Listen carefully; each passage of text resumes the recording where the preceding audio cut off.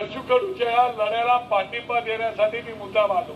तुम्हाला कल्पना आहे, 5 तारखेला वळणीच्या डोम मध्ये 2 बंधूंचं मिलन झालं. त्यानंतर आम्ही मीराबाई, त्यानंतर काल गिरण गावाचा आमचा मोर्चा झाला आणि आज बच्चू भाऊंची जी काय सारखी एक शेतकऱ्याची माझी दिंडी आहे, ती स्वतःच्या न्याय हक्कासाठी आहे, प्रामाणिक हक्कासाठी आहे आणि त्यांचा हक्क त्यांना मिळाला पाहिजे यासाठी ते लढताय. आणि म्हणून बच्चू भाऊ हे त्यांचा पाठीचा कणा एकदम ताठ आहे. ताठ कण्याचे आणि लढाऊ पाण्याचे माझे जोडीदार आहेत आणि म्हणून मी बच्चू भाऊवरती नेहमीच प्रेम करत आलो. 40-45 वर्ष आमची राजकारणात केली. बच्चू भाऊचं जेव्हा जेव्हा विधानसभेत भाषण केलं ते केवळ शेतकरी आणि शेतमजूर हा विषय सोडून त्यांनी कधीही मांडला नाही. तुम्ही माझ्या कानाने ऐकलंय, डोळ्यांनी पाहिलेलं आहे.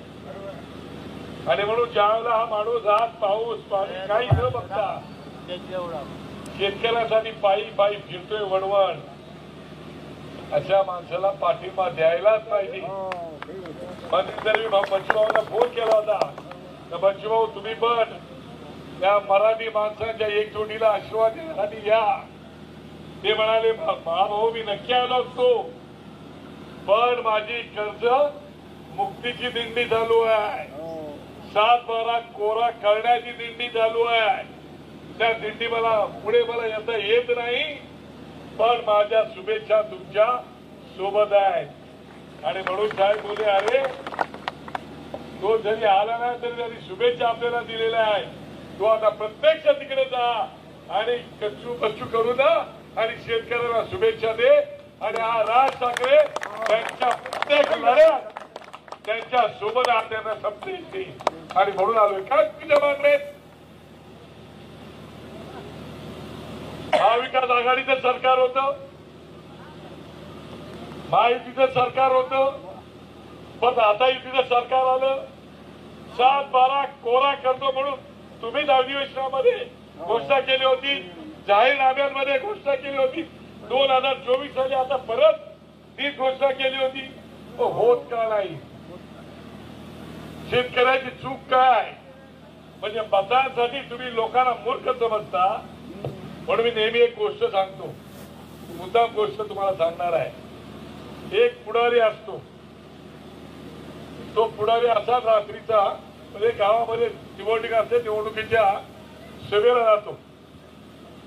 रात्रीची वेळ असते, सभेला उभा राहतो. तो भाषणात म्हणतो अरे बाबा तुमच्या गावाला येताना मला एवढा त्रास झाला पण काय हरकत नाही. आता या ठिकाणी बच्चू भाऊ उभे आहेत, हा आमच्या पक्षाचा माणूस आहे, याला तुम्हाला निवडून द्यायचं आहे. तुम्ही देणार की नाही निवडून? ते गावची लोक म्हणे जाऊ नये आम्ही बच्चू भाऊना निवडून देतो. नाही, बच्चू भाऊना निवडून द्यायचं. बोले हो बच्चू भाऊना देणार आहे. पण मी आज तुम्हाला सांगतो मी राज्याचा वित्त मंत्री आहे, फायनान्स मिनिस्टर आहे. तुम्हाला तुम्ही जे मागितलं नाही ते मी तुम्हाला द्यायला आलोय. लोक पण जरा वापीची वेळा आक्षेपित होतात की अरे आम्ही काय मागितलंय नाही आणि काय देणार आम्हाला. तेव्हा तुम्ही चिंता करू नका. तुमच्या गावाला जी एक नदी आहे ना त्या नदीवरती मी पूल बांधून देणार आहे. त्या लोक एकदम शांत, काय बोलत नाही, काय वाजवत नाही. काय झालं?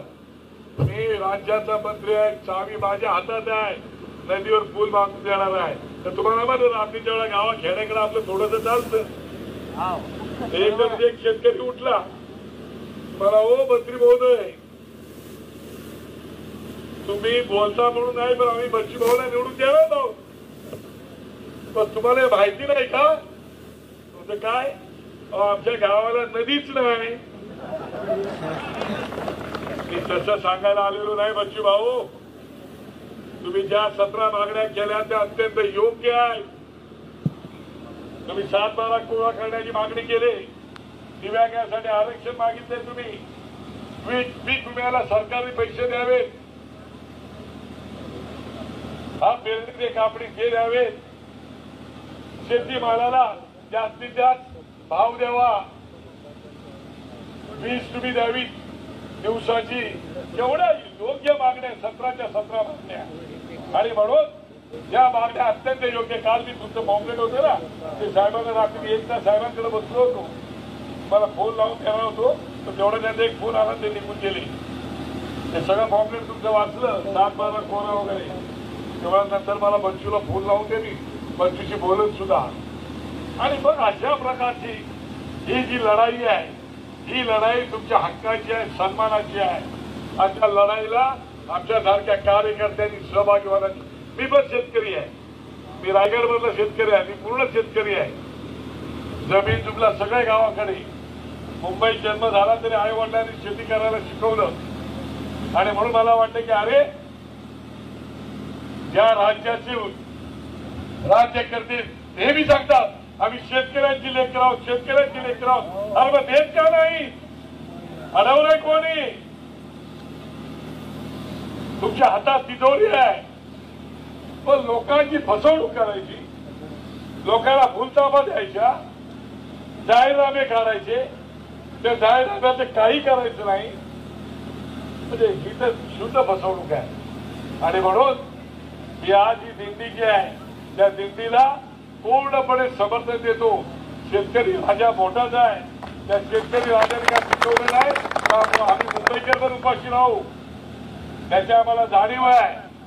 आणि म्हणूनच तुम्हाला पूर्णपणे जे जे सहकार्य आमच्याकडून लागेल ते पूर्ण सहकार्य देण्याचं आज मी अभिवादन करतो, तुम्हाला देतो. तुमच्या दिंडीला पूर्णपणे आमचं समर्थन आहे, ते मी सांगितलेलंच आहे. त्याच्या पलीकडे आणखी काय असेल तर निश्चितपणे आम्हाला सांगा, आम्ही तुमच्या सोबत आहोत. हे असंच आश्वासन नाही देत आहोत आम्ही, हे अत्यंत प्रेमाने, प्रामाणिकपणे, निस्वार्थी बुद्धीने. तुम्ही कोणत्याही पक्षाचे का असा ना, तुमच्या टॅगलाईन मध्येच आहे, तुम्हाला कोणाला मतदान करायचं त्यांना मतदान करा, पण या वारीत सहभागी व्हा आणि शेतकऱ्याचं कर्ज माफ करा. आणि म्हणून आज भाऊ यांच्यासारखे लढवय्ये लोक हे विधानसभेत पाहिजे. आज निवडणूक नाही, त्याला खूप वेळ आहे. ते त्यांच्या कर्तृत्वाने येतातच, मोठी होतातच तुमच्या आशीर्वादाने. पण येणारा काळ हा तुम्ही लक्षात ठेवा, जो आपल्यासाठी लढाई करतो, जो आपल्यासाठी रस्त्यावर उतरतो, तो आपला आहे. साडी माळी केली कोणी महार सांबार भात जे जे कोणी आहे ते सगळे आपले मराठी आहे. आणि मराठी शेतकरी आपला आहे, त्या शेतकरी राजाचा विजय झाला पाहिजे. आणि म्हणून बच्चूभाऊंना आणि आपल्या शेतकऱ्यांना मी खूप मनापासून शुभेच्छा देतो. आणि शेतकरी राजाचा विजय नक्की होणार. राज्याच्या मुख्यमंत्र्यांना नक्की बच्चूभाऊंचा पाठिंबा द्यावा लागणार, त्याच्या मागण्या मागे करावा लागणार. जेव्हा तुम्ही मुंबईमध्ये एखादा मोर्चा काढाल तेव्हा आता ती येताना माझ्या पार्टीला सांगितलं होतं, तिथे आपल्या मुलगाची कधी येतो ते मला माहित नव्हतं. त्यामुळे मी आपला एक निरोप दिला फक्त एखाद्या मुलांना, म्हटलं मी येतोय, तुम्हाला निरोप दिला. त्याच्यामुळे कोणा आमच्या लोकांना कळलं नाही, पण असो. पण मुंबई जेव्हा तुम्ही कधी याल शेतकरी बांधव, तेव्हा आम्ही तुमच्या स्वागताची वाट नक्कीच तिकडे पाहू, कारण ते तुमच्या हक्काची वाट आहे. आणि तुझं स्वागत करायला आम्ही सदैव तयार आहोत. तुम्हाला मनापासून बच्चूभाऊ आई जगदंबेसाठी प्रार्थना करतो की तुम्हाला उदंड आयुष्य मिळो आणि माझ्या शेतकऱ्याला उदंड आयुष्य मिळो आणि त्याच्या मनाच्या सगळ्या इच्छा पूर्ण होत. धन्यवाद.